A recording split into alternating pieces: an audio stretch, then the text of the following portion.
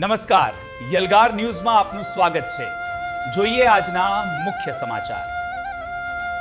છોટાઉદેપુર નગરપાલિકા સત્તાધીશો દ્વારા રેતી ખનન અટકાવવા જિલ્લા કલેક્ટર ગાર્ગી જૈનને આવેદનપત્ર આપવામાં આવ્યું। છોટાઉદેપુર નગરપાલિકા દ્વારા નગરજનોને પીવાનું પાણી ઓરસંગ નદી પર આધારિત છે। દર વર્ષે ઓરસંગ નદીના નીર સુકાતા નગરજનોને પાણીના સંકટનો સામનો કરવો પડે છે, જેનું મુખ્ય કારણ ઓરસંગ નદીમાં થતું રેત ખનન છે। રેત ખનનના કારણે જળસ્તર નીચે જવાથી જળ સંકટ ઊભું થાય છે। ઉનાળાના દિવસો શરૂ થઈ ગયા છે। આવનારા દિવસોમાં નગરજનો ઉપર પાણીનું સંકટ ઊભું નહીં થાય તેના માટે આગોતરા આયોજનના ભાગરૂપે છોટાઉદેપુર નગરપાલિકાના સત્તાધીશો દ્વારા અલીરાજપુર નાકાથી લઈને ફતેપુરા નાકા સુધી વચ્ચેના ઓરસંગ નદીના પટમાં થતા રેતી ખનનને અટકાવવા જિલ્લા કલેક્ટર ગાર્ગી જૈનને આવેદનપત્ર આપી લેખિત તેમજ મૌખિક રજૂઆત કરવામાં આવી, જેમાં તેઓ દ્વારા જણાવ્યું કે હાલ નગરપાલિકા નર્મદાનું પાણી વેચાતું લઈને નગરજનોને પાણીની સુવિધા પૂરી પાડી રહી છે, જેની 70 લાખ ઉપરાંત રકમ ચૂકવવાની બાકી છે।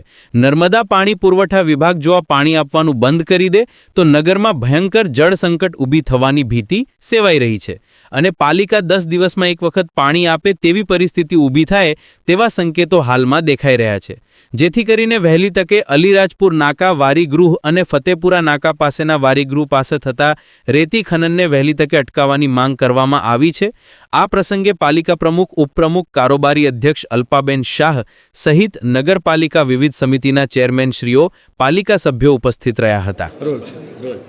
આજ રોજ કલેક્ટર મેડમને અમે નગરપાલિકાની ટીમ નગરપાલિકા પ્રમુખ અને ઉપપ્રમુખની અધ્યક્ષતા સાથે અમે રજૂઆત કરવા આવ્યા છે કે છોટાઉદેપુરમાં 2 વોટરવર્ક્સ જે આવેલા છે, બંને વોટરવર્ક્સની નજીકથી એટલું બધું રેતી ખનન થઈ રહ્યું છે કે જેથી પાણીની જબરજસ્ત મોટી તકલીફ પડવાની છે। અત્યારે તો અમે હંપેશ્વરના પાણીથી પાણી આપી રહ્યા છે હરરોજ, પણ જો એ પણ અમારી પાસે 70 લાખ રૂપિયાનું અમારી પાસે બિલ બાકી પડ્યું છે અને હંપેશ્વરનું પાણી જો બંધ થઈ જશે તો નગરપાલિકા અઠવાડિયે 1 દિવસ પણ પાણી પૂરું પાડી શકે એવી પરિસ્થિતિમાં નથી અમે। એટલે અમે સરકારી તંત્રને ખૂબ અમારી રિક્વેસ્ટ છે કે ભાઈ બંને બાજુથી રેતી ખનન અટકાવે। 1 કિલોમીટરની રેતી ખનન અટકાઈ દેશે તો પણ અમારી પાસે ઘણું પાણી છે। ચેક ડેમના એ લોકો દરવાજા પણ લઈ ગયા છે અને ઘણી પરિસ્થિતિ ખરાબ ઊભી કરી દીધી છે રેતી ખનન માફિયાઓએ।